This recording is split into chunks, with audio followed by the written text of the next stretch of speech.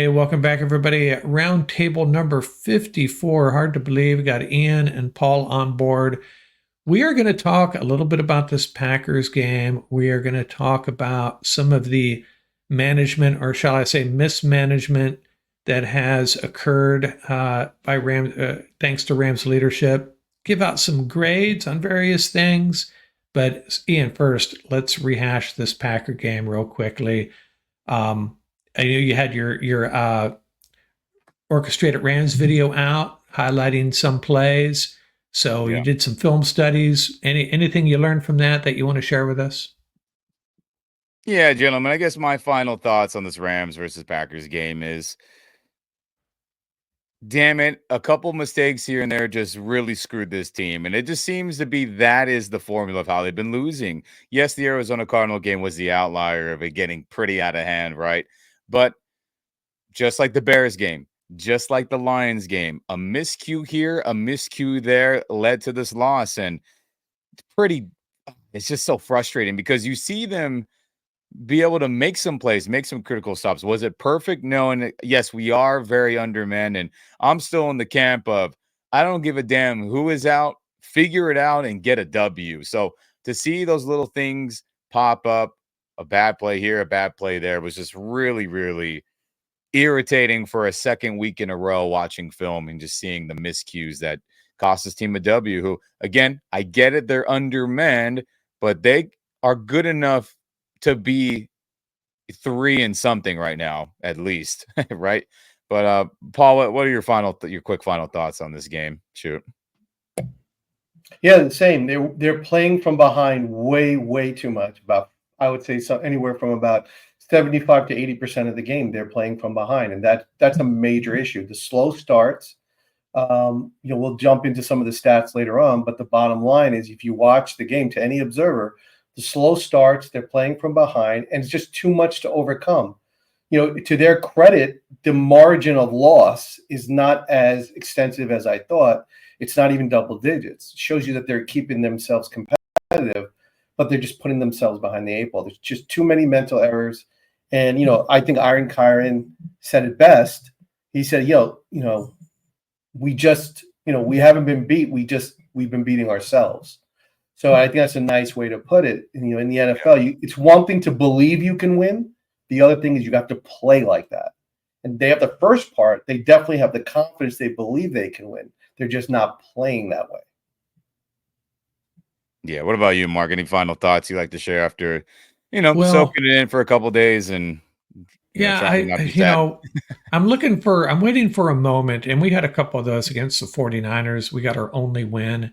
You're waiting for that moment where this team kind of turns it around and figures out how to win, get some breaks, and that pick six, I thought that was the moment. I thought that was it, and I was wrong. But I want to focus on the positive here, and if we acknowledge that it's three or four mistakes that are leading to these losses, the Rams, they really did for much of the game outplay the Bears. They really did for much of the game outplay the Packers. They got some stops. They moved the ball. And then, they moved the ball on the ground, with Kyron. And then, like I say, a couple mistakes. So I'm still hopeful. Maybe it's not going to happen for this year. Uh, but I'm not totally giving up hope on this team.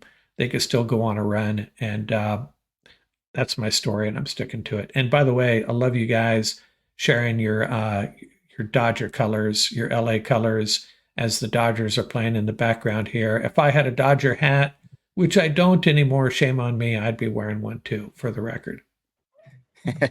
42 Yeah, forever, baby. 42. yeah, look it, man. We bleed blue here, as I'm sure everyone is aware of by now. Whether it be Rams blue, Dodger blue, and it's a playoff game for the city of LA. It was a rough Sunday after that Rams game, and then the Dodgers having a bad loss too. So whatever's got to bring the morale and the spirit higher, we're gonna do it. So shout out to all the Dodger Rams fans out there that are also watching the playoff tournament go on too. Did you want to get into something else you want to talk about with as far as the Packers, or did you want to get into our? You wanted to talk about our kudos and throw out some criticism to some individual players? Is that where you're Yeah. going next? Yeah, correct. So when we have a loss, we try to be positive, find a player that played positive or had some good moments, and then we do like to highlight a player that did not have many good moments, which is probably a reason why the loss happened. So I'll go first. Who is my positive player, gentlemen? And for me, and I was critical of him last time, Rams Nation, we got together on the round table, but no doubt about it, for me, it's the rookie Jordan Whittington. I thought last week he had two critical blocking errors that led to serious negative yardage and a turnover in that Rams Bears game in Chicago. He had a whiffed block when he was trying to help Parkinson, just didn't give any good effort at all, and that led to the strip sack. And then he had a bad block where he double teamed with Robinson on the screen, where if he would have went and blocked the corner, Kyron would have got a Ferguson, continued the drive late in the fourth quarter. So he was my negative player last week. This week, no doubt about it, my positive player. Insane catches, looked great run after the catch, and then he had some A plus blocks. I mean, guys, Rams Nation, gentlemen, it's insane how the Rams continue to find receivers who block like fullbacks. It's really remarkable. Jordan Whittington is that type of player. He can block just like Robert Woods, just like Nakua, just like Cup. Is it refined? No, he's a rookie, and I assume this is going to get much better as the years go on with us. But man, oh man, I mean, he's lead blocking on Kyron's goal line touchdown. Isolation duo, like a fullback. He's taking on linebackers, clearing them out, or at least stifling them. They're not penetrating, and it's really remarkable. I mean, too bad he wasn't out there for that final couple plays there in the fourth quarter, because he, as of right now with Nakua and Cup hurt, he is our go-to receiver. No doubt about it. So he's my positive player, everybody. And Mark, who's your positive player? Well, if you watch Kyron Williams in this game and you don't appreciate what he can get done in short yardage areas, short yardage plays, as well as just an overall great running back. I know he had the fumble. It was a crusher too, a horrible. If he hangs onto that ball, a good chance we win this game. But that aside, running backs are going to fumble on occasion, and maybe he's fumbling a little bit more than we like over the course of his career. But man, he is an incredible running back, especially in those short yardage situations where there were several plays where we needed one and it looked like he was going to get -3, but he found a way, just wiggles, little jump cuts, finds the hole, great vision. And he's my positive player. And I understand the fumble was a crusher, but I'm still giving him my game ball. Right on. I mean, he was awesome. I mean, he's carrying this team. Him and Matthew Stafford. It's really remarkable. But Paul, who is your positive player for this game, if you have one? Cue the music, baby. I went with the conductor, man. In the black void that is our defense for that dude. Man, he came up huge. 2 sacks, 2 TFL, 2 quarterback hits, 6 tackles, played the run as well as the pass. Rallying the troops for that last stand, right, to give it back to the offense. He did everything you would expect from a team leader, and for in only his second season. So, and he really stood out for me. I mean, the fact that we have 3 different positive players just shows that there's a lot of talent on this team, from Iron Kyron and Jay Witt with those clutch catches. And Iron Kyron, you talk about the vision, a lot of those short yardage runs, he did it on his own,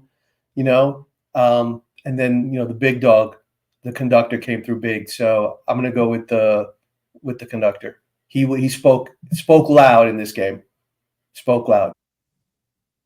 So what next, Ian? You want to go negative players, as painful as it's going to be? Yeah, and we have to. In a loss, there is bad, and it's our job to point out to everybody out there who that was. And my negative player, and again, all of our negative players every week, that if we do have any more future losses, they're probably going to happen, everybody.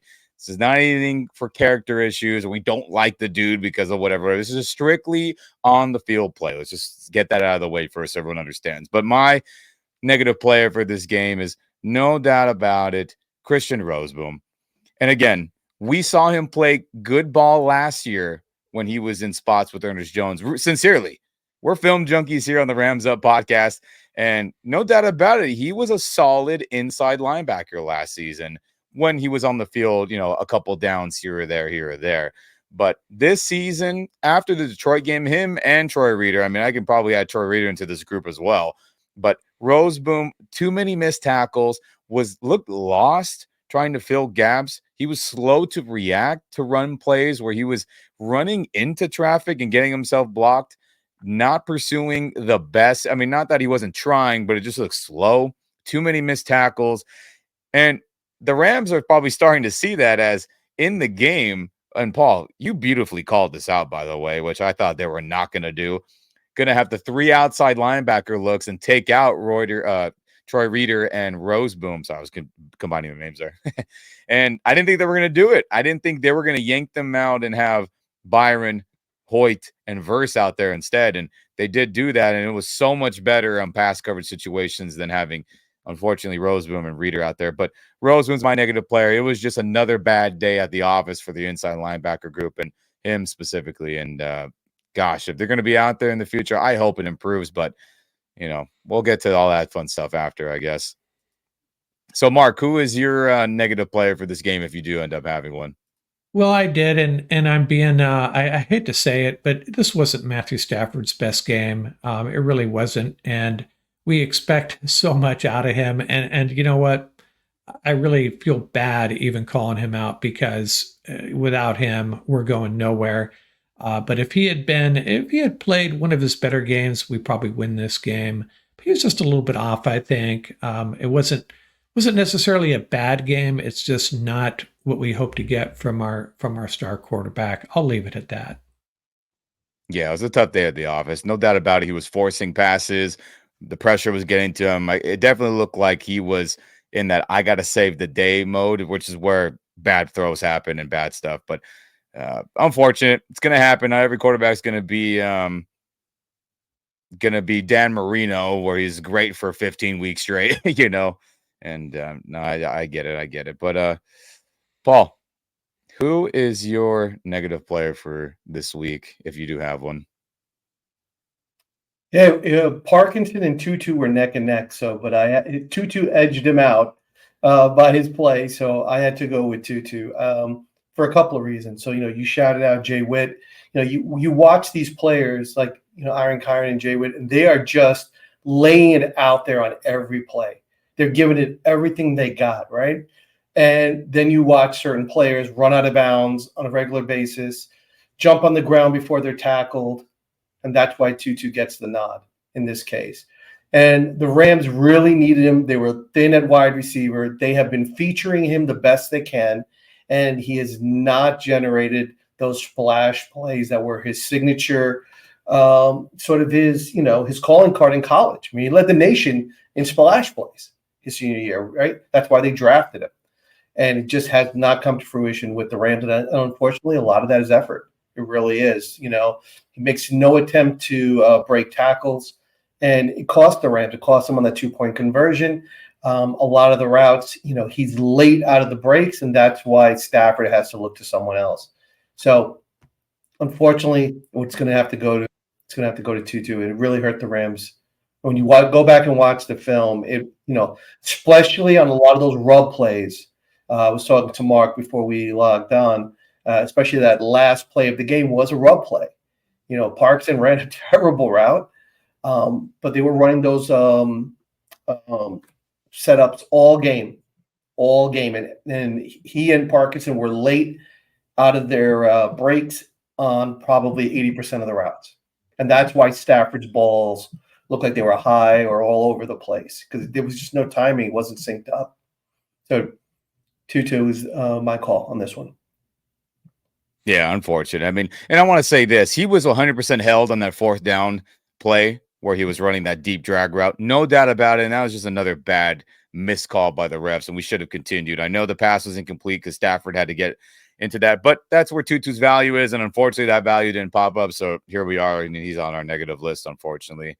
And man, gentlemen, any final closing thoughts on this game before we have to move on, just like the players and the coaching staffs? What about you, Mark? Any last minute thoughts here? I just want to put it in a rearview mirror. My special assistant was telling me, as you know, I had to hit a wedding in the second half, and I took some views of the game. I said, "Did you go back and look? Did you go back and look at this?" I said, "I don't want to. I don't want to," and I didn't. Okay. So I'm done with the Rams Packers games. Yeah. On to that the way. bye week, the Dodgers Padres, and hopefully the Dodgers Mets, and then bring on the Raiders. Yeah. What about you, Paul? Any last quick thoughts? They were right there. They had the game, just too many unforced errors, and it cost them. They just got to play better, and they need, apart from their star players, they need that second tier level of player to really step up, and that's where the big void has been. Yeah. And my quick final thoughts, everybody, is hopefully we see more position changes. Hopefully we see more people getting switched out of the lineup, as we've highlighted many players throughout the weeks who have been on the negative side or have played poorly. And they already did Trey White, and they paid him a good amount of money, but they don't care. And that's what it's got to be, right? No matter what you paid somebody, if they're not performing, got to yank them and get somebody else in there. So based on this game, I hope we continue to see those type of moves happen. And wouldn't that Gosh, you dang expect it, we that need to to buy. happen? And you'd expect that to happen during the bye week, right? That's when they might Oh, make yeah. a change. Maybe we'll see Omar Spates against the Raiders. Who knows? Hey, well, I wouldn't be opposed to that at this point. 1-4, and You might see that at one of our slides. Yeah, 1-4, everybody. Not even Jeff Fisher's first year and last year in LA went that bad early. Obviously, it was 3-1 and everything fell off after that. But at least there was hope in the beginning. This, we're starting out very, very bleak, and hopefully, this coaching staff has the potential to change it around. Will they do it? We shall see. But onward we move, just like the players in the organization and the coaching staff has to, because if we don't, we'll go crazy just as much as they would. Right, gentlemen? Rams Nation, shoot. Change takes courage. And right now, this coaching staff has to be honest. They have to look in the mirror. I mean, this is not just all the players. The players that contributed last year that now that have taken a sudden dip, that can't be the players, right? It can't be every single player. They have to look at the scheme. They have to have the courage to make the revisions. They also have the courage to play the players that are showing that they deserve to be out there. So bottom line is, if they're going to run into an issue because you bench T. White, you better hold everybody else accountable. So they took Reeder off the field. They took Rosenboom off the field. These are not players that can play every down. So if you can get them into a rotation, but 66% of the game, you're going to see a huge improvement. The question becomes, who's filling that 33%? That's the issue moving forward. And there are players on this roster that deserve a shot. Yeah. Yeah, if they can't figure out a way to beat the Raiders after the bye week at home, I'll be really disappointed. Yeah, we haven't hit rock bottom yet. I mean, that's a week and some change away if everyone's freaking out right now. Yeah. But we'll get there when we get there, I suppose, huh? Yeah. What's next?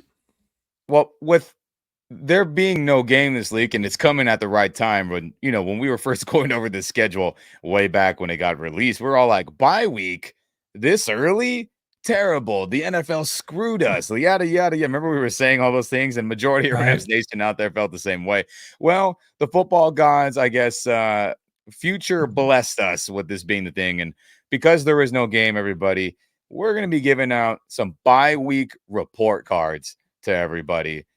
Report card grades for player acquisitions, whether it be free agents or trades, coaching hires, and then the rookies. So instead of keys to the game like we normally would in the second half of these episodes, we thought, let's see where all the new guys are at through this bye week. And, well, I'm sure you guessed it. There are going to be some grades that you're like, that makes sense. And some others you're like, I don't know about that. But we'll get into it, right? You want to do that now? Let's see. I got probably the first thing Paul wanted to do was talk about, just take a bigger view of where they are right now and areas of disappointment, I guess we could call it. You want to walk us through this real quick, Paul? Mm-hmm. Yeah, I mean, a lot of times the stats don't really tell the true tale of the tape, but in this case, I think it really does.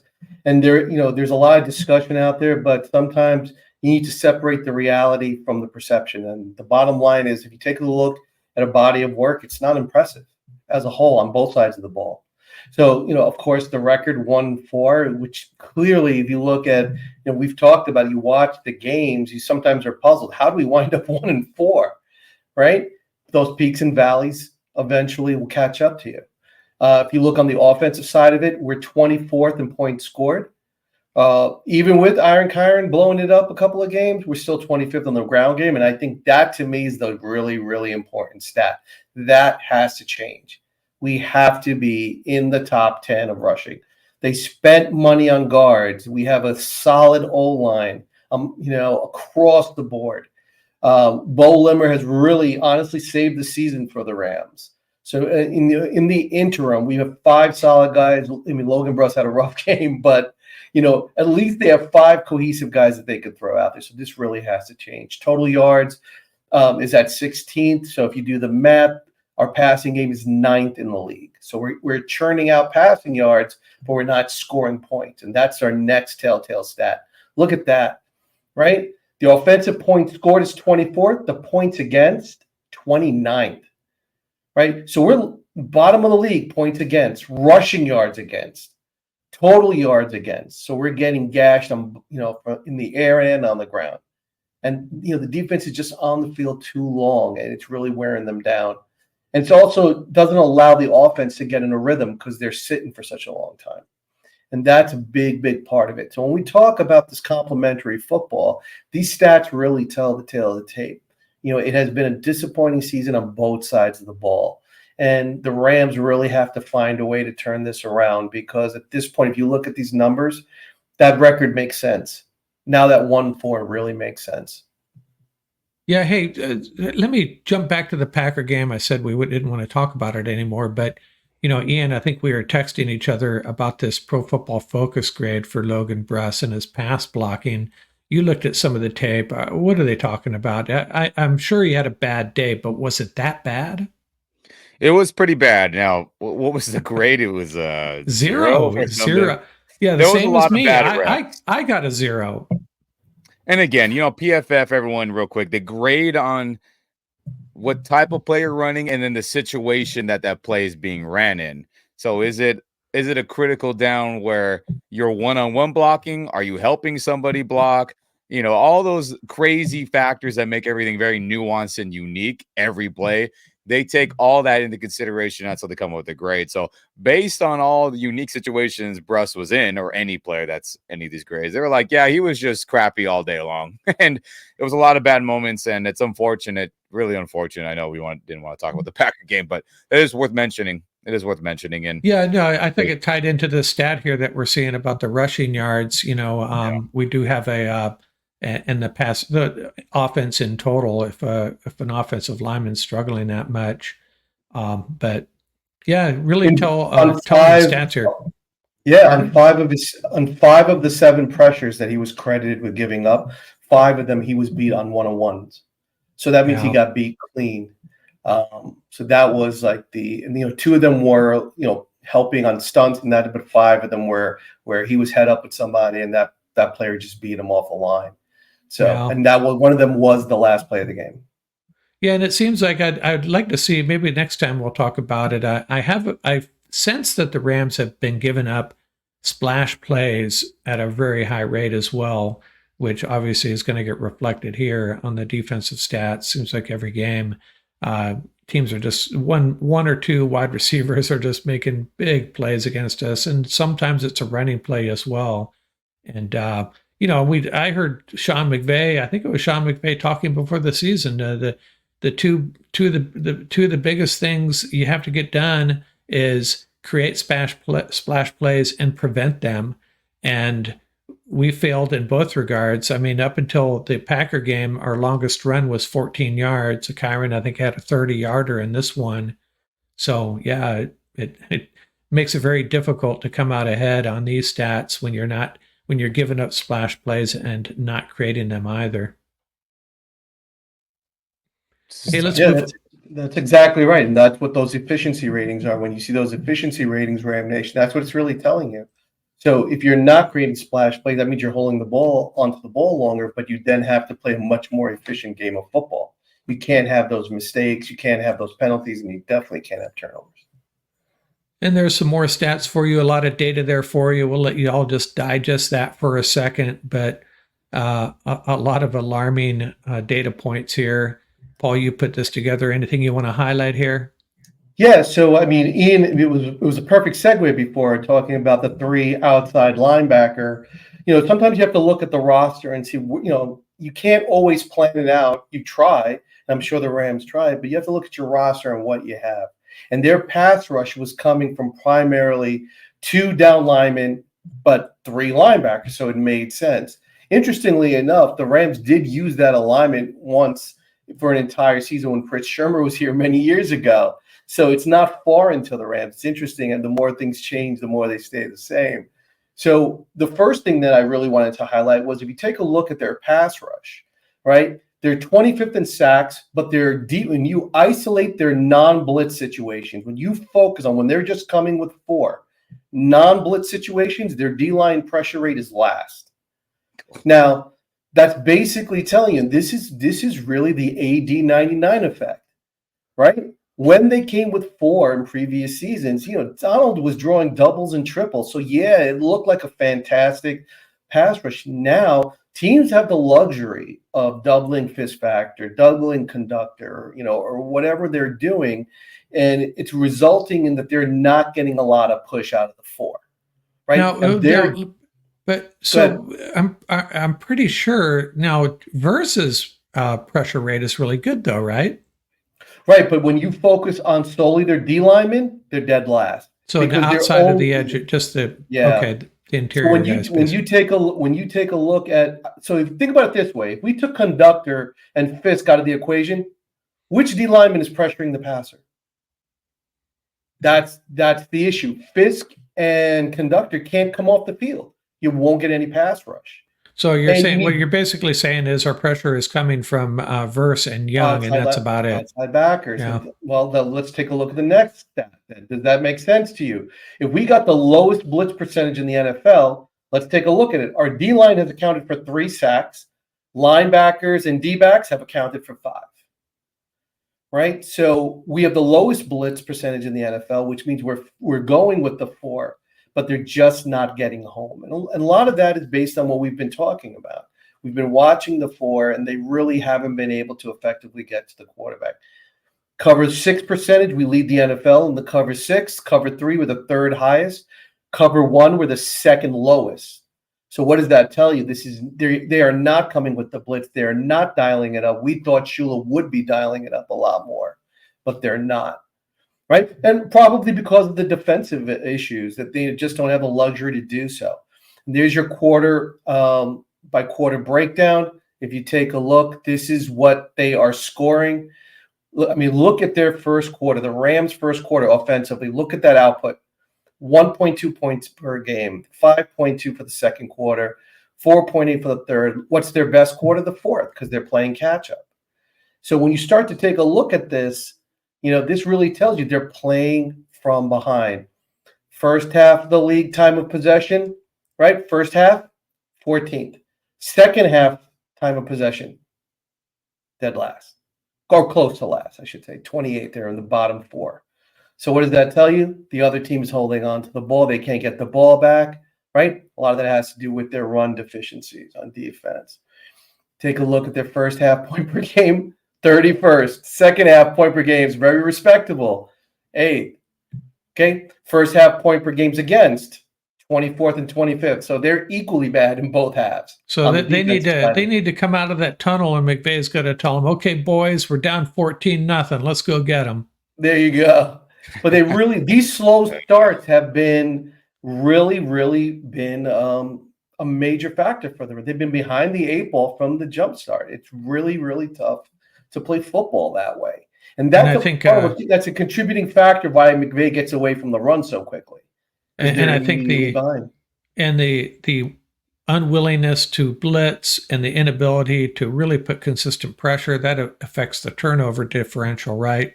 Because those are the plays that lead to poor passes, interceptions, strip sacks, fumbles, all that good stuff.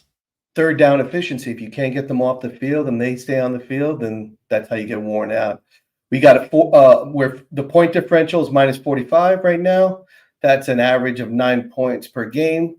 If you take a look at the game one, but we've been right there. If you take out this blowout, Ram Nation, take a look at this. It's not that bleak. Game one, lost by 6. Game 3, won by 3. Game 4, lost by 6. Game 5, lost by 5. So there you go. Makes a big difference, right? When you're coming down this stretch. So they were behind in every game. I mean, you take out the blowouts, it's a different story.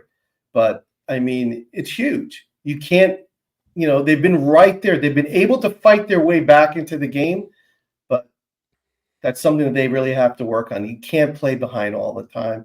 And there you go. Right there, Kyren, 6 TDs, Staff, 3 TDs, right? So points scored were 18-8, 18.8, 27.8 points again. Just to put that in context for you, that's where it is. And for those of you that are saying we're overstating the running game, Kyren has accounted for six of the 10 TDs. One of them is a defensive TD. The other 3 came from Staff. Right, throwing the ball. So take a look at this. Kyren has been providing the run game. Has been providing the points here. Yeah, I think the passing TDs are Kyren, Cup, and DeMarcus, right? Yeah, DeMarcus Robinson had his first. Yeah.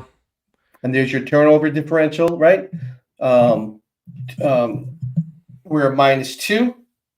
2 defensive INTs, 2 fumble recoveries, but we've given it 3 INTs and 3 fumble losses. So when you take a look at this, it really, speaks to what we already know, right? That they really have to change it up, that their coverages, the teams have adapted. They know the Rams are basically running the same 2 coverages a large bulk of the time, right? And they know how to attack it. And that's okay. But for the coverages that they're running, and that's the bottom line, Ram Nation, if you want to run cover 3, you want to run cover 6. Hey, that's not a bad thing, but you got to get to the quarterback with your front 4. Otherwise, it's not going to work. So those coverages are predicated to you getting coverage based on the pressure from the front 4. So that's the problem right there. So these first 3 slides really tell you what's going on from the defensive side of the ball in terms of pass coverage and how it sort of correlates with the pressure rate. Yeah, and if you're listening on the podcast, hey, jump over to the YouTube channel. Check out the videos. I think you'll enjoy it a lot more. And while you're there, subscribe to the channel. We really appreciate it. So let's get to those grades. Ian had the idea of let's assign some grades to some of the moves the Rams have made. We'll start with the front office, and at the top here, we're listing all the 2024 coaching hires and how they've turned out. And we'll also talk about Aubrey Pleasant, who's been here for a little bit. So, Ian, your thoughts on the Chris Shula hire? How do you feel about that one? Oh, baby. I've heard some of our Rams media members have this analogy. Shout out to everyone on ESPN LA radio. I've heard this by a bunch of people there, of that you can have one of the best chefs in the world, but if you give him bad ingredients, there's not much of a good cuisine he can cook up for you. And I've heard that be compared to Chris Shula, maybe not being this master chef, but hey, man, his ingredients that he's working with on defense isn't doing too good. But I gotta give it, man, I gotta give it an F. I gotta give it an F. There's just no doubt about it for Chris Shula there, because we were expecting more pressure, more exotic looks, because he is a blend, supposedly, of, hey, you were around Wade Phillips. Hey, you were around, I'm blanking on his name right now. Excuse me, everybody. 2020 coordinator who's got fired with the Chargers, right? He was very exotic with this stuff. Staley, geez, I couldn't think of it. Thank you very much. Staley. hey, Raheem, you had to spin on Raheem, who's done a lot of 4-3 stuff. And it was this whole thing all offseason by many, many people where it was like, man, he's taking from all of them. It's going to be so unique and so the same, but he's going to have his unique spin on it. And it just has been cover six all day long. The illustration that you were going through earlier, Paul, showed that the film don't lie. It's cover six all the dang time, quarters coverage of some type, and teams are shredding us. So the adjustments that are not happening, that's on coordination, that's on game planning. And because things haven't changed and it's just been big play after big play, and yeah, there's been some good moments, but are you adjusting? Are you changing things up through 5 weeks? I got to give him an F. No doubt about it. Yeah, we'll get to Paul's grades here on the second slide. Paul went through every one of these. Unless you want to speak now, we can wait to the next one, Paul, where we go through your grades. But I'd have to agree. The biggest problem I have with Shula is, I think you kind of alluded to it. There's everybody. The offense knows exactly what we're doing pretty much every play. Then, right? We're just not mixing it up. And it's a young team. We got to cut them a little bit of slack, and for that reason, I'd maybe give them a D. But very disappointing. This is for a young coach. What a great opportunity to come in and show what he's got and coach up some young guys and make them dynamic and unpredictable and mix things up. And it's just not happening. It's just been really depressing. Yeah. I can't say much. I can't really say much about the Scott Frost hire. Do you got any goods on that, Ian? What do you think? Has it added anything to the way the Rams do things? I'm not so sure. Well, special teams hasn't been a complete disaster like it was last year. Bottom five in every metric in the last 20 years is where it was at in 2023, which is insane, by the way, how bad that was. So, we let go of some other assistants on special teams, and that was kind of out of the blue. And McVay said, hey, we're going a different direction and yada, yada, yada. So the former college head coach, there's been some positive. So I got to give it right now. I'll give it an A because of now is his role specifically special teams overall, or that is what I would read, and that's what McVay had said. I mean, he said he would okay. dabble in different areas, but it was more special teams heavy. And kicker has looked pretty solid. Yeah, there's been some misses, and a lot of kickers have missed. Evans has been punting well. The coverage unit has not looked lost. They have not looked slow, or they have not looked like they were giving up their responsible gaps when going to attack on kickoff or punt or even returning. Everyone hasn't been too many holding calls or dumb blocks in the backs. There hasn't been a lot of that, and that's an insane improvement since last year. So for him, I got to give it an A for turning it from one of the worst in 20 years to now respectable and making positive plays and helping us try to win games. No doubt about it. And you probably feel the same about Chase Blackburn then? Yeah. I'll couple him in there with an A for figuring it out too. So Ian's great for Blackburn. You get an A too, special teams coordinator. Now, the quarterback's coach, how much of an impact does a quarterback's coach have when you have a quarterback like Matthew Stafford in there? We'd probably see a better reflection of his contribution would be if we saw a little bit of Stetson Bennett, perhaps. So I'm not sure what to say about Dave Ragone. Stafford seems to be playing pretty well overall. I can't really venture a guess on his contribution or how that hire has worked out. Your thoughts, Ian? Well, if I got to put a grade on it, and Matthew Stafford's elite, and what have you done with Stetson Bennett? Well, I mean, not much. Yeah. So I'll give him a D just because the Stetson Bennett thing, I haven't seen any improvement at all. And I get it, he was away from football, but that's part of coaching. Hey, let's uplift you. Let's get you looking better. And it really wasn't looking good. So, how can I give him any passing grade, a C or above if you're working with a guy who needs improvement and hasn't shown any improvement? That's on coaching. So should it be an F? You can argue that, but I'll give him a D because it wasn't a complete disaster from Stetson, but there was nothing that was going on that was better from Ragone there for our young quarterback there. Now our tight ends, the Rams' use of tight ends has always baffled me. Bryson Hopkins, I thought he was going to emerge. Davis Allen, he's been dinged up, but I still don't think they've really got him involved in the offense late last year or this past week, right? And then there's Hunter Long. When they were running 12 personnel, he seemed to play well. Got no targets. Finally got a couple receptions last week, and then I think you've suggested, Ian, that Colby Parkinson, and you, Paul, as well, that Colby Parkinson has been a poor route runner, has not been as physical as you'd expect for his size. So I suspect we're going to give a poor grade to Coach Nick Cayley. Is that the case, Ian? Well, I'll would it be a good grade? No, but I'll give him a C for the moment because I do think that a lot of the blocking has looked pretty clean from Colby Parkinson. I think a lot of the blocking we've seen from Hunter Long when he's been out there has been pretty good. So I think they've developed a way to not be bad blockers in this scheme that we do. Because Colby's pulling as a lead blocker. You'll see him wham blocking where like he'll do like a trap block like Lyman would and clear somebody out. You'll see kick out blocks. We've seen Hunter Long do this.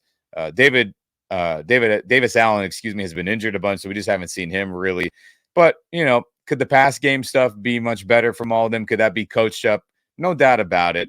But I think I can give him a C here because I have seen Hunter Long, who is not known for being a solid blocker, has looked pretty good in his blocking moments. Not perfect, but has looked pretty good when he's been out there. So I'll give him a C for the moment. Yeah, that's fair. Now, defensive line, Jeff Smith. Is that how you say his first name? Is it Giff If or Jeff? Giff if Smith. yeah. Giff Smith. So, I think of two players when I think about this hire. One is Bobby Brown, and the other is Braden Fisk. I think Kobe Turner already established himself as a force, as a good player. Bobby Brown has just stagnated in his development, and Braden Fisk, on the other hand, looks pretty promising. So I don't know your thoughts. You have a grade for him, Ian? We're going to get to yours, Paul. We'll hit yours on the next bit since you've already assigned him, and we'll see how yours align with Ian's grades here. Yeah, I mean, I don't know how this can't be anything other than an F. So I know Coach Henny leaving to USC was a big deal, and I think that has a lot to do with Aaron Donald, riding off into the Hall of Fame sunset that he was destined for. But when you are one of the worst D line pass rush groups in the entire NFL, or the worst, actually, let's not bump them up here. It's on coaching. How can you not get them to perform, even not dead last? And Kobe Turner, who should have been Defensive Rookie of the Year, is doing a lot. Yes, Braden Fisk has had a lot of good moments, but for the group overall, because it's not just about them two, it's about the whole unit, Bobby Brown, Tyler Davis, the rookie, and others, being uplifted and getting coached up. I mean, it's just been bad. And again, could it be untalented players in the group? I don't think so. And I know Gibbs Smith has a nice reputation with the Chargers for a long time and throughout the league, but in terms of what he's done with this group this season, hasn't been good enough. And when you're dead last, you deserve an F, and that's what I give him here. Now, outside linebackers, Joe Caniglo. That's a tough call. I mean, I think Verse and Byron Young. Byron Young came out of the gate really fast, and I think he's been a little quieter. He did have the big play on Jordan Love. I don't know. I think this unit's played okay overall. What are your thoughts on? You got a grade for him, Ian? Yeah, I'll, I'll give him a B. I think he's done a nice job of every week getting Jared Verse to be more disciplined, to control his gaps in the run game much better. I think we've seen him deploy or be a part of the deployment of Michael Hoyt in coverage more as an inside linebacker, which I think he can handle. And we started to see that as we talked about earlier. We've seen Byron Young handle the run a lot better. And that's coaching, that's technique, that's obviously getting bigger and strong in the weight room. But a lot of it is, hey, how do you get your leverage, your body position, be able to take on blocks and not get blown up or not get moved out of the way? That's definitely coaching. So for what he's done with Verse, as Verse has gotten better, I think every week with his run discipline, Byron has gotten better. Hoyt has just gotten better and has been deployed in different ways. That's coaching. So I'll give him a B for the moment at this point in the season. Yeah, the game management thing is another tough one to address. I think it was Blaine Grizak, or it might have been him on Twitter, posted some stats about the Rams being one of the most aggressive teams in the league, if not the most aggressive on fourth down, and insinuating that's strikers' influence. But other than that, as far, if we're talking about run versus pass and when to run and when to pass in critical situations. I don't know if he's impacting McVay in a positive way in that regard. What are your thoughts on this game management consultant? Yeah, I mean, we haven't seen like tons of burn timeouts from Coach McVay this season, so that's a positive. Usually McVay's ready to pull the trigger, the 5 minutes into the first quarter, calling timeouts for the offense or all that stuff. But I'll give him a C for the moment. I don't think it's hard to say what impact he's truly had other than getting McVay to not burn timeouts. But we'll see as the season goes on when we're in tighter games with more of our star players and see how that really gets, ironed out. And I'll give it a C because there's been some weird 2-point conversion, questionable decisions in previous games where that's been like, was that very analytical driven or was that McVay just saying, F it, my team could score in the red zone or we can get points? So because of those things kind of being blurry and because he has a part in that, I'll give him a C. It hasn't been good. It hasn't been great. And I'm sure he has a hand in those weird decisions that we've seen the last couple of weeks. So C is, I think, is appropriate right here. And inside linebackers, we can all say it together. It's got to be an F, right? Greg Williams. Now, yeah, we got to give it an F, or at least I do for sure. And again, I know the talent deficit is there with the group right now, but it's like, hey, can you coach up Omar Spates and Jake Hummel, and at least let's see what they got? I mean, are they not? Are they that bad where they can't see the field? And again, it's early in the season. There, I do expect changes to be made in that group. Most likely, I have no inside knowledge, but it just feels like that is coming. But as of right now, got to give it an F. I mean, guys who should be getting opportunity aren't. The guys that are in are continuing to play poor. That's on coaching. Got to give him an F. Yeah, and the next two guys we're going to talk about were guys that got other teams moved off of them, shall we say? Put a nice way of putting it. We'll start with senior defensive assistant Sean Desai, and I know you've already expressed to us, Ian, your disappointment with his role, his contribution so far. Yeah, well, we'll give Oh, that another fat that F. F came up quick. Well, look, man, all these grades again. We're not talking about the humans. We're not talking about any of that. We're talking about what are you doing to help a football team. That's all we're talking about. And for him, I got to give him a big F. Let's be Yeah, honest, Rams Nation out there. He was canned as defensive coordinator for the Philadelphia Eagles halfway through the season. Middle of the season, they were like, "Yeah, you suck. We'll have Matt Patricia call defensive plays, or he's been a terrible coordinator." So they chose Matt Patricia, who hasn't been a good defensive play caller when he hasn't been with Bill Belichick in years. They said, "You yeah, take over because it's so bad." And the main reason that he did get canned is because of the secondary not playing well that entire year, or up until he got canned, and they were still not playing well. Shocker. But he comes over as a senior defensive assistant. And is it a coincidence that our secondary continues to give up big play after big play after big play and has coverage bust after coverage bust after coverage bust with him on our staff? I don't think that's coincidence. I think that is a direct correlation for that being the case. So I don't know the dude. Again, these grades are based strictly off football, but how did we hire him and think this was a good idea based on how bad it went in Philadelphia with his pass defense and his D coordinator duties? Jeez. and we can say the same about Aubrey Pleasant, who was basically fired by the Lions, right? Yeah, similar situation. I know Aubrey was with us the previous season and it wasn't so bad, but now that he's been elevated to a higher pass game coordinator role, now on top of the head coaching assistant role or the assistant head coach, excuse me.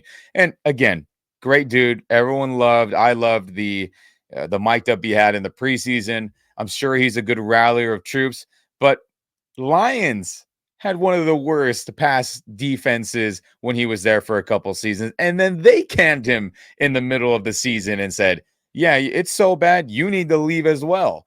And then is it a shock now that he has that higher responsibility on defense that, again, just like Desai, Everything I said about him, that the defense is just not good in the pass game, I don't think that's a shock. So right now with his elevated role on defense, I got to give him an F too. No doubt about it. Yeah, well, it just, makes you question the thought process in the Rams front office for some of these hires, especially guys that are getting fired, leading units that just underperform in a really bad way. So, Paul, you've been sitting by quietly waiting for your turn, and Paul took the time before class to fill out his answer sheet. And let's see, how does this map to Ian's? Let's see, you gave Shula an F and Scott Frost an F as well. A lot of Fs on this score sheet, Right. Paul. just Explain like yourself. Just like here at Rams Up, we're a family. We ride together, we die together. This unit's got to ride together, you die together. It's that simple, listen, I don't think my viewpoints are any different than Power Eye there. And I hit the nail on the head, as did you, Mark. So the bottom line is, every coordinator we had put their signature on the defense, right? Wade Phillips he's the GOAT, right? He brought that nasty defense that played that nice, aggressive 3-4 transition to Staley. Staley played that tight front, very, nice. What a contrast to this defense, right? That gap discipline, know you're down in distance, very intelligent defensive coordinator. We went to Raheem, who he knew what he was doing out there. He got the most out of every player, really knew how to utilize the personnel very, very well. And then Chris Shula, look, we were all like puzzled. It was not a high sort of profile hire, but, we got to give the guy a chance. And this is why I really think he gets the F. His signature was what? Linebackers.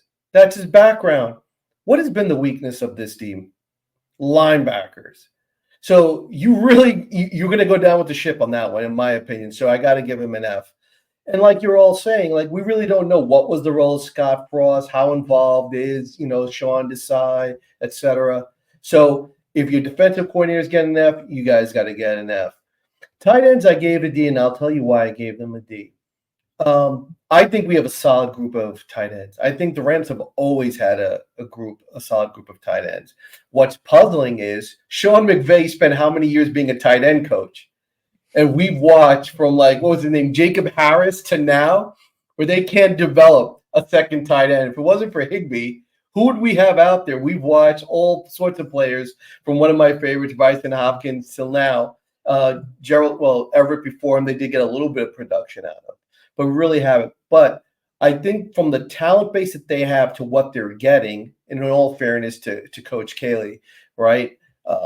The injuries have been a major factor here with this unit, but I still think they need to get more out of this unit. They played solid this far, but not to the point where you're going to be like, this is a dominant position. So I had to give them a D. I mean, outside linebackers, listen, we're talking about two young dogs. They got to be dominant. You got to be dominating the game. But I also think that's a function of the scheme. So once again, these other coaches have to get the F grade because, the unit as a whole is not playing well. We looked at the stats, and that's why we said we're going to base this on reality, not perception. And the reality, the numbers speak for themselves. If you're in the bottom 2 or 3 of the league on defense on both sides in terms of pass game and run game, and when I watch the tape, it's very simple. They're not even lined up in the right gaps. So, that's fundamental football. And Ram Nation, you can turn on any game, pick a defensive series at random, and you will watch it. And a play that really stood out was Curl, because one of the reasons I went back is I got to see why Curl is really struggling, and that's what happened. You're assigned a gap. You're protecting that gap. If you're the force player, you're forcing everything inside. Well, the players inside have to make the play. If you're the spill player inside and you're sending it to the force player outside's got to make that play. That's not happening. It's like Keystone Cops out there. And that's why running backs are able to cut back against the Rams. They're able to be patient, and they will see a gap open just like it's like the parting of the seas. And then there they go. And that's what's been happening. And that's just fundamentally bad football across gap integrity. That's football at its core. That's what it's all about. So as a unit, game management, honestly, they have played some really tight games, and all except for one game, we came up short. Time management has been an issue down the stretch. Going for it on certain downs has been, and the play calls in key scenarios has been an issue. So I had to if he's there in the headset with McVay, he needs to speak a little bit louder because there's been some major issues in key scenarios down there. But as a unit, I would say, and for me, listen, I'm all about Optimus 9. No wonder he's got, he's listed as back, because this dude has taken hit after hit after hit. And when it's all said and done, and this, I guess if you want to call it, unit, as well as Les Snead and Coach McVay get a chance to really clear their head and think about it, they're going to be like, man, we really wasted Stafford, man. We really put him through the ringer, right? Because if you look at the beginning of this season, the fact this guy is still showing up is an absolute miracle that he's not in the ER somewhere. He has taken vicious hit after vicious hit after vicious hit. So if you're the quarterback coach, you're getting an F, man. There's no way, right? No way that they have come up with a game plan that has protected Stafford. Not at all. And Aubrey Pleasant, I won't even comment. The secondary has been lost in every game. And whether it's a function of his play or the coordination between himself and Shula, like I said, they're a unit. They go down together. I almost feel bad calling out Stafford as my poor player of the week now. You guys reminding me how much he's gotten hit, and some of these poor routes as guys like Colby and Tutu are running. So maybe I was a little hard on Stafford there. Hey, let's talk about the free agency, the free agent signings, give them some grades. And what I'd like to do here is I think I'm just going to jump to Paul's grade sheet because I have a feeling we're going to be in total agreement on most of these grades. I have a feeling, so you might as well go straight there. And I'll let you take it off the top there, Ian. You agree with Paul's? Walk through it. He gave the Trey White signing a D. Seems about spot on, maybe even worse. What do you think, Ian? Yeah, let's go through it, everybody. Trey White, F. I mean, signed him big money, got benched, F. Failure. I mean, we gave him big, pretty solid, good money. I wouldn't say Jalen Ramsey, top 5 corner in the league or highest paid corner ever money. Of course not. But we paid him solid to be a difference maker, got benched, F. Darius Williams, I know you have incomplete, and that's probably more on the fair side, but he hasn't been on the field. That's an F right now. His contributions would have been greatly appreciated if he was out there. And again, I know injuries can't be controlled by a player. It happens. I get it. But based on you sign a guy to be out there and contribute, he was not out there. We lost a lot of games. F for him as well. Safety Cameron Curl, I'll give him an F as well. Let's just be honest. He has not looked like the player every coaching staff and opposing coaching staff and joint practices, training camp talked about. Everyone was like, man, Cam Curl is so smart. He's making plays on the football. There's so many passes he's breaking up. Man, what a leader he is. And he looks lost a lot of times. And he's looked a little slow, to be honest, which has been disappointing. Has it been terrible? No. But has it been good? Absolutely not. So with that, all the expectations, everyone hyping him up, everyone talking like he was going to be some insane difference maker. I mean, this has been a failure as well. John Johnson signed to a short, veteran contract, if I'm not mistaken. It wasn't anything big, and I get it, but I'll give him a D, I guess, because he got injured so early and because he was cheap and wasn't expected to start off the bat, right? It was more like Cam Curl, Quentin Lake, and Kitchens were the guys that everyone thought going in, and then Johnson, just being a true veteran, earned his way into it. So I'll give it a D, just because the injury screws us now, and it's like, well, that signing went to heck. Leadership is a big deal, I get it, but just production on the field, got to say that. Jimmy Garoppolo, I got to give that an F as well. We were all stressed for 2 weeks, hoping that we didn't have to see Stetson Bennett out there, and him getting suspended for some nonsense with his ankle surgery, him taking some supplement that was banned, was a big, oh my gosh, are you kidding me moment. So, we paid him pretty serious money to be the backup, for him not even to be available in big games at the beginning of the year where everyone was just holding their breath that Stafford's going to make it. That was an F at this point right now. Tight end Colby Parkinson, I agree with the C because I do think he runs smooth routes. I do think he has soft hands when the ball is thrown to him. But the blocking has been positive. But for a dude who was 6'7" and is this elite blocker that he was tagged as in Seattle, I haven't seen the eliteness in the blocking game. And then again, 6'7", go up and grab the damn football when it's thrown to you. Hey, can you extend your long and wide body to box somebody out and make a big catch there? He just doesn't seem that he's had that ability. And hopefully during the bye week, he can reflect on himself and start making some big plays. So I give it a C, but we gave him big money, and it hasn't been big money tied in plays that we've seen from him. And guard going to Jonah Jackson. I know you're going to go incomplete here, but I got to give it an F as well. Similar to Darius Williams. You have not been out there when you were expected to be a key contributor. Jonah Jackson has had major injuries the last couple years, or he's missed serious time. We took that gamble. I get it. He is a Pro Bowl level guard, but for him to be hurt all through training camp and off season, and then to play a game and a half and then injure himself again where he's going to miss half the season, I don't know how you say that's not an F when you paid him. That was your big free agent signing. So those are my quick thoughts on all those. Yeah, for those listeners on the podcast, Paul gave Jimmy a grade of Y, and Paul, you're saying, why the heck did we sign this guy, right? Yeah, you were never a fan of that signing, right? So I had to fill out these grades begrudgingly for the coaches and for everyone else because, in my opinion, when you play a pro sport, there's two grades. There's A and C me behind closed doors. Those should be the only two grades on a football team, whether it's baseball, hockey, whatever it is. Those are two grades. A, close the door, and C me. That's what the coach tells you. So, and I agree, like what Ian is saying. So the only issue I have is with, for example, like Colby Parkinson. So this is like a charity C. And because that's my point. You're 6'7", you're 250, and you're calling for flags. You're already in the wrong mindset, dude. Right? If there's no separation between you and the defensive back in the NFL, if there's no separation, that's on the receiver. It's your job to separate. There's two ways to get separation: speed, physicality, and then the third way is run routes. If you're not getting separation, look at one of those three. Bottom line.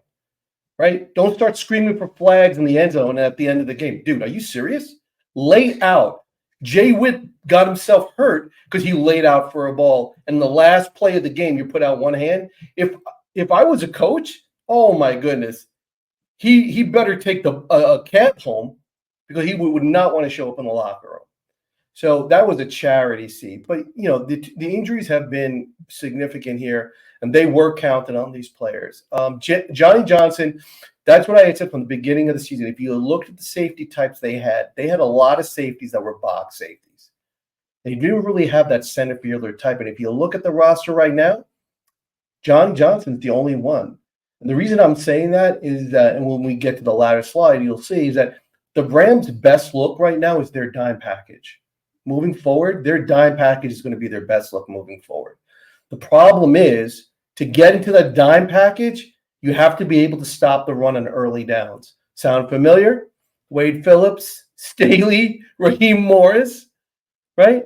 Listen, Raheem Morris put a Sean Robinson on the map, baby, because that's exactly what Ashawn's job was. And if you look at the number of times they were in third down where it was 6, 3rd and 7, 3rd and 5 even, that's defendable. 3rd and 2, you're going to get killed every time. So that's the bottom line. But when you look at this unit, the theme here is, and we have the slides and the stats right before we came into this, is that, listen, just underperformed all around. Free agency, we did not get a lot of bang for your buck. That's something. And these are talented players. You go down this list, these are talented players.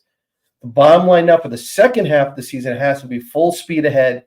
Listen, if you can't be out there, if you're not available, well, that's a negative, right? That's the bottom line. We can't wait for these guys. You got to find guys that can deliver. If they can't, you got to go out and get guys that can deliver. You cannot get into another year where okay, let's wait till next year. This is going to be the 3rd year in a row where they're in this mindset. They got to get out of this mindset. You got to win today. And that's the bottom line. So free agency wise, across the board collectively, it's been a bust. Yeah, you guys keep on bringing up Wade Phillips, and if you see me looking to my side here, I got this photo of that defense that year, and man, it is such a great photo. I'll have to take a picture of it and share it sometime. Lamarcus Joyner, Sue, Aaron Donald, Aqib Talib, Corey Littleton, just that team, 11 guys in this picture, just a bunch of studs. Man, brings back memories. So let's go to the draft picks. Let's assess the draft picks here real quick. And, I still have an overall positive feeling about this group, 10 draft picks. But let's take it one at a time. Paul's got his grades on the next slide, but we can jump to that in a second here. I feel much more comfortable assigning grades to this than I do the coaches and the free agent signings. But Jared Verse, I would give a low A minus, B plus. I think he won Defensive Rookie of the Year, Defensive Rookie of the Month, right? So something's good is happening there. And then Braden Fisk, and I'm taking into account where they're drafted here. I'd give Braden Fisk probably a B minus. Let's talk about those two first, so we don't get drowned in names here. How do you feel about Verse and Fisk, Ian? I'm making it hard for you to throw those banners up. Sorry about that. No, not at all. Not at all. I think because I'm just thinking about where I'm going to throw these guys as well, as I've had my initial thoughts. But you start talking about it and you start thinking about it a little more in depth sometimes. Yeah, for Verse, I mean, my grade will be, it'll probably be a B, ironically. And I think it'll be that because there was a lot of good, right? And I'm going to throw this graphic up real quick just so you can see her on stage. Is pressure leaders among rookies. Jared Verse is at 20 and Braden Fisk is at 15. And that's pretty freaking fantastic for them to be the top two guys when everyone in Los Angeles was hoping that Laiatu Latu, who's on the Colts right now, was going to land because he was playing really good football at UCLA. And we're thinking, hey, keep that LA connection going. That would be really good. That'd be really fun to see that. And he was a good player. But things worked out for the better. Right. There was a lot of people who liked the Alabama edge rusher who went to the Vikings. A lot of people who like Robinson who went to the Dolphins, and he's been non-existent there. There's been people who have all their flavor of picks, and Verse was maybe not the favorite. Braden Fisk was an unknown by a lot of people, unless you talk to some draft experts like, that guy has potential. So it's worked out pretty well for them too. And with that, I'm going to also give Braden Fisk a B as well, because I've seen some good things. I've seen him recover fumbles. I've seen him get to the quarterback and have a lot of pressures. But the key is they got to get these guys to the ground. But they're getting there. They're making a difference enough on this really bad defense. And again, I think they would get A's if they were able to just get to the quarterback and take him to the ground, seriously. And I do think they'll get better over time. But give them a B for now. At least it's not a C or less or a failing grade, and I think that's fair for both Jared Verse, Fisk, the Florida State guys. Hey, Paul, feel free to jump in here. We don't have to wait for your final grades on the next page, but absolutely. Listen, their grades are more reflective of scheme, to be honest with you. No question about it. But these are talented guys, right? Fisk and Verse are talented guys. The bottom line now is to put them in positions where they can really make impact plays on a consistent basis. Right? You've had 5 games to take a look at this, and you really have to look in the mirror as a coach and say, listen, I got these two guys are dogs. How can they, maximize as a coaching staff the productivity of these two players? Look, they had to play as rookies. That's not easy to do in the NFL, right? And these are two dogs. You were talking about some of the names you were throwing out before. Think about that. Those were veteran players that were brought in with nasty, nasty reputations, right? You bring Kong in, Sue's reputation, wherever he goes, they know who you're bringing in, right? So these guys are young guys that are coming in with an edge, but they got to finish. The bottom line is their grade is reflective of the fact you got to finish, and that's not from the coach. You got to finish. Yeah. But these are two uber talented guys, and they are going to be the face of the Rams on defense for a very long time. Yeah, I'm going to have to share this photo next episode because it's a photo of 11 dudes waiting for the offense to walk up, and they have this look like, get your asses up here and snap the ball. We want to play. That's right. That's what it looks like to me. But now Blake Corum's an interesting case. Now, from what I've seen, the limited amount of plays I've seen from him, I'm really excited. But the question is, are the Rams just bringing him along slowly, and he's going to play and be an impact player in the second half of the season? Is he just insurance? If Kyron gets hurt, if Kyron stays healthy, we're not going to see that much of Blake Corum. Or is Kyron walking after this season and Blake Corum's all about next year? So it's kind of hard to grade him. But out for a mid third round pick, I don't know. Was it the wise position to draft at that point, given the issues we're having across our defense? Yeah. So the player, I think, is a B plus. The draft pick, where they picked him, the position they picked, might be like a C minus. You guys with me on this? Yeah, I think that's fair for your grade there, Mark. I mean, the based on all the needs that are now showing their ugly face on defense, and how much they are using Kyron, where it was more like hey, we're gonna get Blake in there, and it's gonna be rotation to keep Kyron fresh. We heard that a lot, right, from reporters that team officials and coaches like, hey, we want to keep Kyron fresh for the long haul of the season. And I guess, of course, things went to disastrous heights with everyone getting injured. So it's like the only way we're going to win ball games is if we give Kyron the ball. So I think I'm going to also give him a C, because Blake, when he's out there, I've seen good things, but he's just not getting the playing time, which I think is questionable at this point. But on the flip side of the coin, Kyron has been out there and has been playing awesome. So it hasn't been like, maybe, hey, Kyron looks a little tired, looks a little slow. I mean, he's playing fantastic, like an all-pro again. So I would like to see Blake Corum more. I mean, we were on this pod for this first couple of weeks saying, what the hell did we draft him? What was the point of it? But it seems like now he will be getting a bigger role going forward, which is nice. But for him to not be playing much through these first 5 weeks is disappointing. But maybe there was an initiative like, hey, he isn't as ready in pass pro as we need him to be. And that's a big part of any offense as a running back. So I'll give it a C. And I'm probably being a little generous about that, truthfully. So Cam Kinchin's third round pick, that's got to be, geez, I don't know, man. Late third round pick. I think it might have been the last pick of the third round, the last regular pick, or maybe it was a comp pick. I'm not sure. I don't know. I got to go with a D on our Cam Kinchins. He did not look comfortable out there at all. Well, how do you guys feel about him? We'll get to yours in a minute, Paul, but you can share your grade now if you want. Yeah. Yeah, absolutely. Absolutely. Yeah. Good. No, it's Good. it's got to be an F, dude. It's got to be an F. I mean, he was somebody who the coaching staff was like, man, he's a really mature player. Gosh, he really understands what we're trying to do. What a hard-hitting player at the University of Miami. We had him in our group mock draft at the third round, and we hit that the exact pick, which is kind of funny and crazy that ended up being. And we were pretty excited, like, hey, man, what a good steal that is for a potential starting safety. And, he was getting a lot of burn, and then he was phased out as training camp went on, as John Johnson reemerged himself as a good veteran presence. And then when he got his opportunity to be out there, it just looks flat out bad. There's just no way around it. And I get it. You're a rookie and all that. But for him to look as out of place in run fits, for him to look as lost and disoriented in his coverage responsibilities, and him just doing some boneheaded football plays where it's like, come on, man, you should know better not to get faked out like that on a scramble drill. You shouldn't do this or that. It's got to be an F. I mean, he hasn't looked good at all since he's been out there, and now he's benched for some other undrafted rookies who are in his place in these dime or nickel packages. So it's got to be an F for me.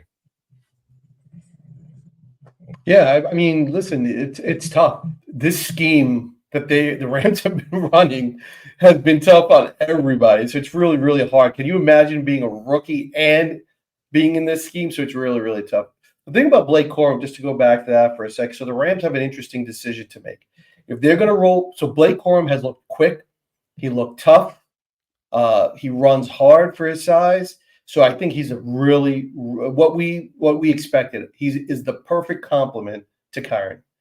The Rams have to make a decision.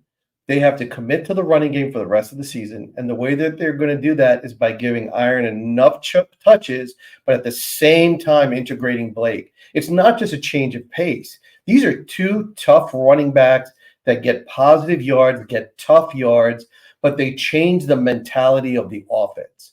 And Ram Nation, go back and watch the O-line reactions on running plays. And the last Iron Kyren touchdown, look at Stafford throw his hands up at the right, maybe a second after Kyren has left the mesh point. You see Staff with his hands up. I mean, it's a different offense, man. They're pumped. They're excited. That's what football is all about. The bottom line is, if the Rams are going to commit to Blake and Kyren down the stretch for the rest of the season.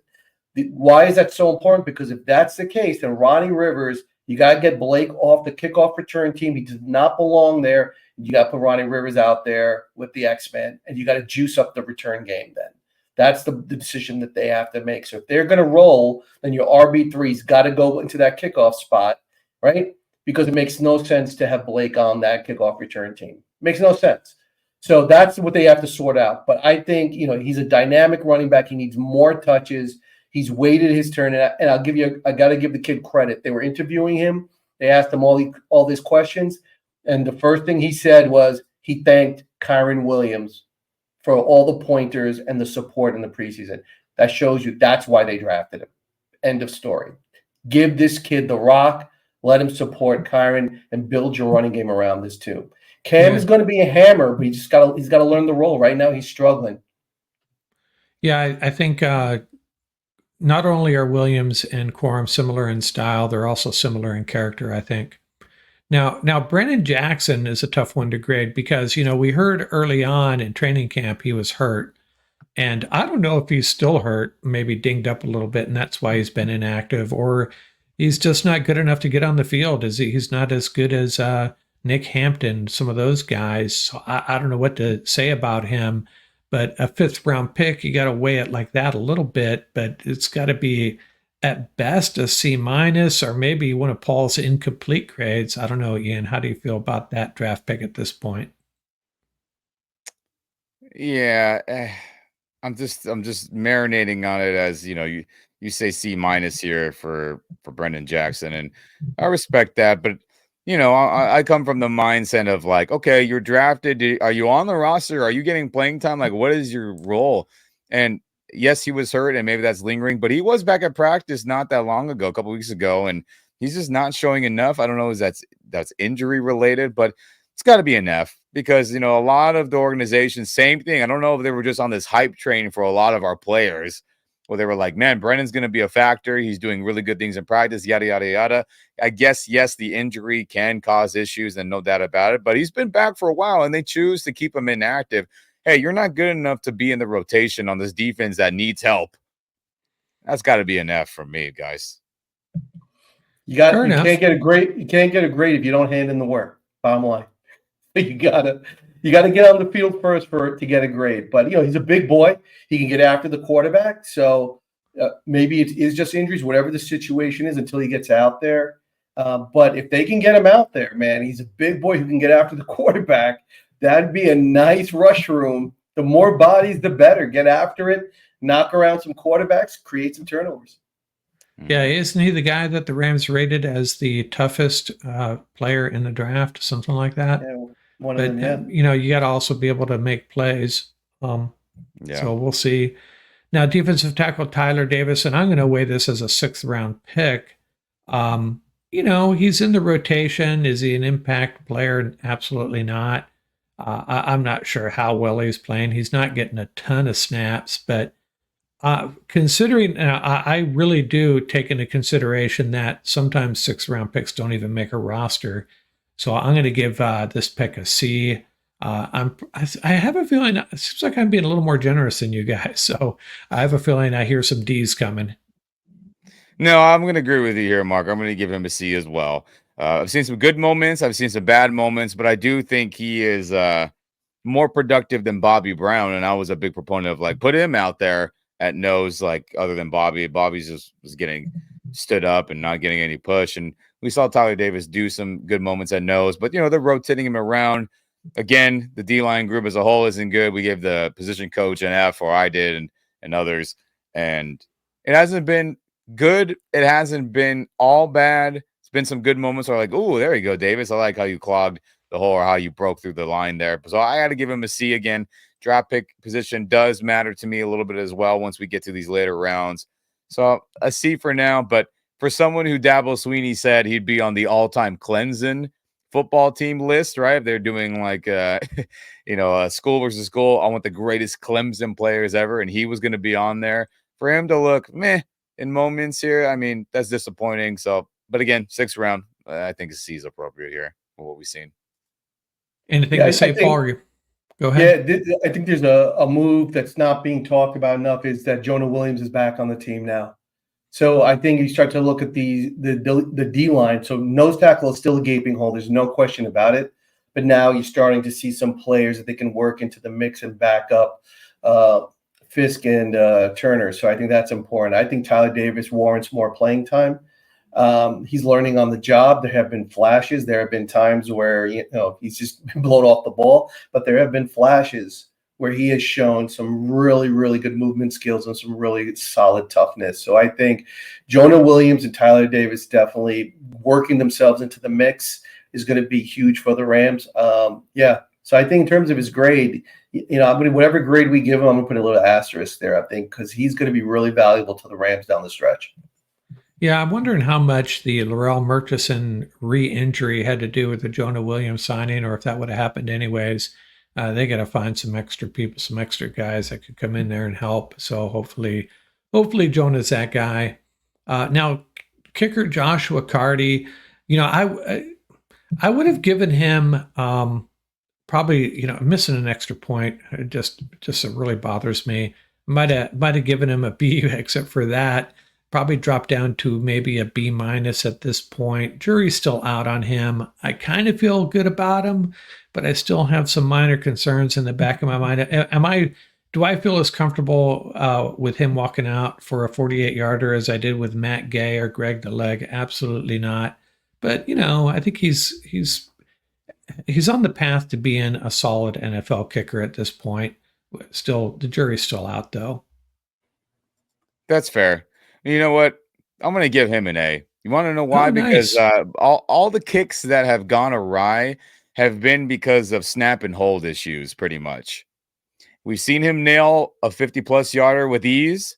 We've seen him make every other kick where the operation meaning snap to punter to hold, has been clean. And the other times, laces were inward. That will screw up a kick no matter what. I mean, everyone out there, have you ever tried to kick a field goal for fun or just see how far you can get it or high in the air? If you kick the laces, that thing is going to get wonky and forget about it. Even the professionals, it's hard to overcome that. So the couple times where he's missed, it's been that issue for sure. And it's good to have a kicker where you're not stressed about him whiffing a 30-yarder clean, right? When the operation snap and hold is clean and they're still going to whiff. And shout out to his mom who had the Rams horns on before he even got drafted. I always laugh at that and chuckle at that thing because she was like, they need a kicker. And she was right. We needed him. And I think he's done a good job so far. And being a rookie with a lot of expectations with how disastrous special teams was last year, right?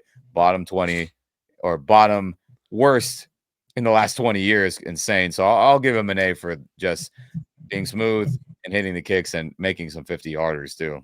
Yeah, I was unaware of the hold or snap issue on the extra point, so bad on me. Any thoughts on Carty, Paul? Always listen to mom. Mom is always right.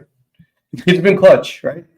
So I think for a lot of these rookies, they're learning on the job. I don't think people appreciate how difficult that is at the NFL level. He's in a high pressure scenario.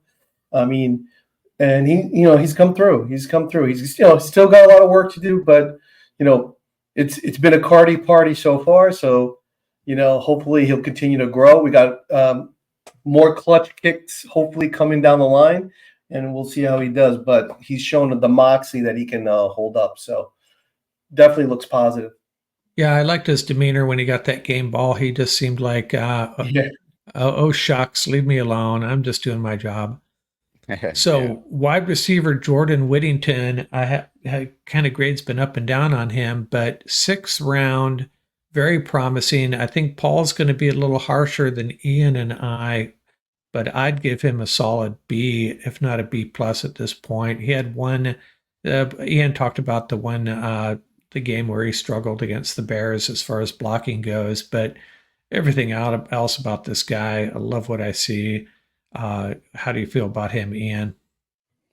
Yeah, I think similar to you. I'm gonna give him a B. I'm gonna give him a B plus, truthfully. And why I'm gonna give him that again, I know that the last week's performance in a couple key situations has really grind my football nerves. Just seeing the effort on a block here, seeing the miscommunication on a block there.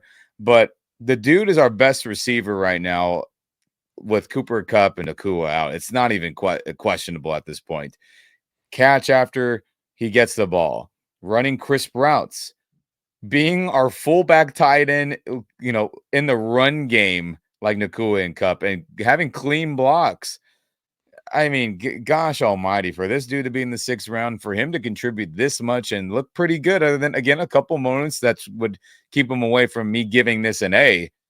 I think this is a fantastic 6th round pick here who, similar to Nakua, came out of nowhere and playing good football. And luckily, he did not injure his shoulder too bad when he was out the game. McVay said he should be ready to go against the Raiders after a bye, which is good news because, say Cup doesn't play. I mean, he's going to be the dude who should be featured a ton in the passing game. And I'm happy that it's worked out well for him so far. Yeah, I undersold him. I'm going to revise my grade to a B plus as well. What am I thinking? Yeah, I gave Jay Witten. I gave Jay Witten A. I really did because Yeah. based on the situation that he walked into, how light the wide receiver room was, he's really delivered. Coming right now when you look at his game, he's got the physicality. The hands are rock solid. They're emerging.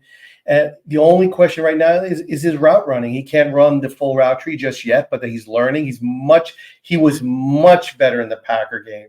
Before that, you saw that he was running basically short, shallow crosses, outs, some deep curls. But now you saw him run those dig routes. And listen, he is the perfect wide receiver for those 15-yard deep routes, right? So he's really going to feast on the attention that Demarcus Robinson is getting because teams can now focus on D-Rob. I think you're going to see down the stretch, this kid is going to catch fire. And the most important thing, Parkinson, Tutu Atwell, when this kid get the ball in his hands, look at the yak capacity. He's not going down at first contact. He's not running out of bounds. He's piling up yards after the catch. I have to give Jordan Wade an A because of the physicality, the mindset, and the commitment that he has brought for a 6th rounder. I gave him an A. Yeah, fair enough. Now, Bo Limmer, I would assess Bo Limmer in this way. As a player, probably a B minus. He's been pretty solid. He hasn't been a great player, but as for from a draft pick perspective, I'd give him a higher grade because he's been the answer. I mean, we've ended up needing him very badly. Plug him right in, not miss a beat. Seems to jive well with Matthew Stafford. Haven't had any snap issues I'm aware of, and he's played okay. So solid pick by the Rams here, and I think he was acknowledged as a steal by a lot of so-called draft experts. So yeah, B minus, solid B minus. I could even say maybe even a solid B, considering the fact where he was drafted. Fair. I'm giving this an A because when your starter, Jonah Jackson, gets hurt, Avila is your starter, and then Jonah Jackson gets hurt. Then he comes back, and then it's like, hey, you know what? Actually, Jonah, you should go to center. And it's like, what is happening here? And then they both get hurt. Your 2 starting centers or starting interior linemen who can interchange, according to coaching staff and Coach McVay, they both get hurt, and you're like, holy crap. We're in the doomsday scenario at center where we're going to have to play a rookie. Dude has played well. Has it been, oh my God, is it Creed Humphrey, Rams Nation? No, it is not. We just got to get over that.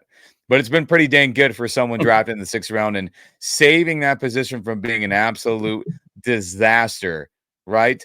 I mean, guys, I got to pull this up right here real quick. I mean, lowest pressure rate allowed by rookie O lineman. He's right now at the 8th spot, and he's only giving up a pressure less than 6% of the time for a rookie who had no expectations coming into this team. And I know a lot of other organizations of fan bases were hoping that they could get him. They thought he was going to be a good player at center or guard. We lucked out, and he's been fantastic. There really hasn't been too many issues other than a block here or there, as you expect with rookies, where things are going to get a little messy. But gosh, he saved us from disaster in the interior. And I got to give that an A, man. I mean, shout out to Limmer, and he's going to be there for much longer. And I hope he continues to improve and at least be a steady force for this O-line who has just been screwed with injuries through this first, 5 weeks of the season. But A for him, no doubt about it. I got to go after you, Ian. This isn't fair. Oh yeah. But yeah, a lot of those guys on your chart there were first and second round picks as well. Yeah. And the kid on the top was a Puka Power pick, Tanner Bartolini. Remember him? Yeah. So yeah. Tanner Bartolini, look at him blowing it up. And you got to give I have to give Bo Limmer an A, man. When a rookie's in the lineup and you don't hear his name called in a negative way all game, right? This kid has been holding it down. And it's a simple question: who would have been at center if it wasn't for Bo? Oh, we screwed. The kid's a winner. Limmer is a winner, and he's been holding it down. He's been playing his heart out. He's physical. The communication has been excellent. So I have to give for a 6-rounder to hold down a starting center position in the NFL for an offense like the Rams. I'm going to go with both. I'm going to go with A. Yeah. Fair enough. I now suddenly I've turned into the harsh grader. So Leviston is an interesting kid. Obviously, we don't know what he brings to the table. We have no idea. We may eventually find out. Or, the Rams have signed some offensive linemen in the interim while he's been out, like especially a guy like Dylan McMahon, they picked up from the Eagles practice squad, right, if I'm remembering that correctly. Mm-hmm. So who knows? A rule of mine is I don't give F grades to 7th round picks. I just don't. So I'll give it a D at this point, but he's going to have a chance to improve that. Obviously, he's got to get healthy. Yeah, I mean that's fair, and me as well. I'm definitely going to be giving him a D, just because he got injured and a 7th round pick, but you would like to see something pop up for him in the positive, right? And it just hasn't been that way. So again, could this be a C just because it's like, hey, 7th round pick, everyone relax, I guess, but for him to not be out there, for him to have no contribution at all, I mean, that is disappointing. I think a D is appropriate here. Well, maybe we should just go to your grade sheet here, Paul, and you can start off talking about Leviston. Let's see what Paul's grades looked like just in review. Pretty much we already talked about all these, but so Leviston, you gave him a incomplete. Go through real quickly, Paul. Any other additional comments on your grades here? You've been sharing them as we go. I know the grades for Verse and Fisk were really, I think, a function of the scheme. Once if you factor in finishing, I think it's honestly, I think both of them really deserve A's because they've been playing in such a bad situation, honestly. But you know what, both those kids are winners. Blake Corum is a winner. All these, these top 3, I think once they get out there and they're used properly, you're really going to see what they're made of. They're just scratching the surface. The same thing with Kinchins. The kid's a hammer.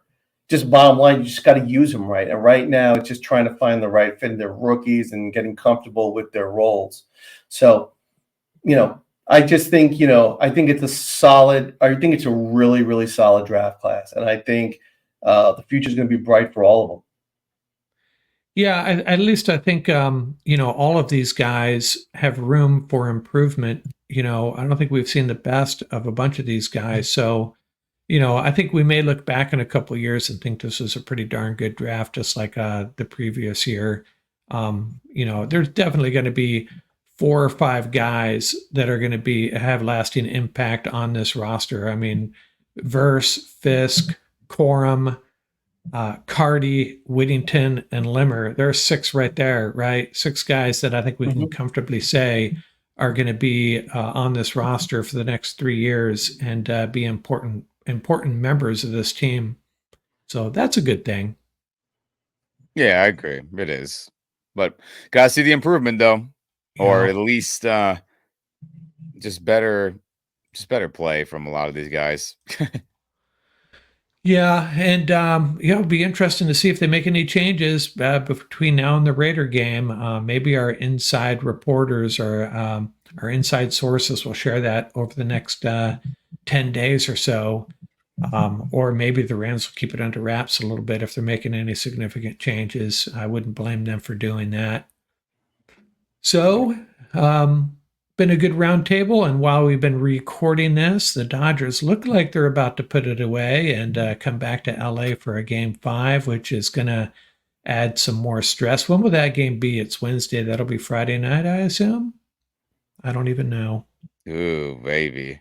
That's a good question. It will be Friday night, 5 o'clock. Friday night. Oh, wow. Woo, baby. That's gonna Fun be stuff. And that's gonna be it a was stress a fest. great team contribution. They had to do a bullpen game, and look at it. They had 7 pitchers in there. That's how you do it. That's how it gets done, baby. Yeah, and that's what we need from the contributes. Rams. We need team effort here to win important games going forward. We got to be in a playoff mindset as a Rams football That's organization here. So And, Full speed ahead, baby. Full speed ahead. I'm going to be on a little road trip in LA Friday night. So I have to figure out a way of tricking my wife into, hey, let's hit this little sports bar over here.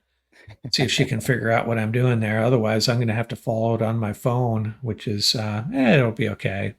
But yeah, you'll be all right. Pull it up on YouTube TV on my phone without giving myself away too much.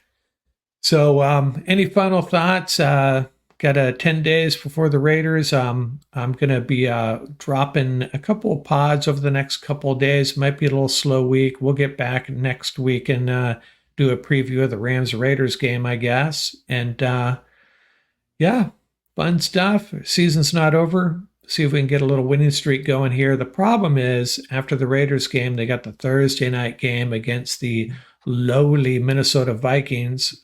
So that could be a fun game. You remember we had that? I think it was a Thursday night game. Was it a Thursday night game, that Rams Vikings? That incredible. Everybody remembers the Rams Chiefs, but the Rams I was at Vikings. That was a great game. Jared Goff's coming out party where it was like, all right, he's pretty good. Yeah, he threw, yeah. 4 touchdowns, I believe, where he was just had a perfect passer rating. He was on fire that day. I remember Against the Vikings. Yeah, Kirk Cousins was still there. Kirk Cousins had a good day. It was another shootout game at the Coliseum. Thursday night football as well. I mean, NFL likes nostalgia. That's why they keep doing these matchups in the same kind of time zone. Thursday night again with the Vikings. So there was a play in that game. There was a play in that game where it was in the right corner of the end zone where Goff threw the pass before it was either Josh Reynolds or Gerald Everett, I think. And it was one of the most, I think, in the Viking game. Was it Cooper Kupp? Mm-hmm. Maybe it was. And it was one of the best thrown balls I've ever seen. And that was a good game. Yeah, it was a good game. Fun times. We'll get them again this time. Vikings. Bring it on. Okay. Any final thoughts, guys? Sorry, I'm just getting notification from buddies. They're like, you didn't believe. And I was like, well, I was worried. So was I. So was I. You're talking about the Padres, I assume, the Dodgers Padres. Yeah, I had this sinking feeling the Padres were just so pumped, and that crowd, they got a good crowd. They got a really good fan base here. Get a little crazy there in the Gaslamp district, but they're a dangerous team. It's going to be a interesting, fun game 5, stressful game 5. That's for sure. Yeah, no doubt about it. And we just need the good energy to carry over. Carry that over to the Rams, please. Let's start winning some games out here in LA, and let's carry that good energy over. Because got to carry that villain mindset sometimes, to be able to get shit done. So, and you Dodgers fans. That's right. And when things are going south, you got to find blocks to build upon, and the Rams got plenty of blocks to build upon. Now it's just get organized, get cohesive, come out, play consistent, get that first W, and then move on from there. One game at a time. Start stacking blocks, build to the end of the season, hopefully into the playoffs. But as for the Dodgers, Big Blue, come on, bring the thunder, baby. Let's go. One more game. Bring it Yeah. home. Okay, guys. Thanks a lot. Good episode. Lots of fun out here from Rams Up. Ramley forever, baby.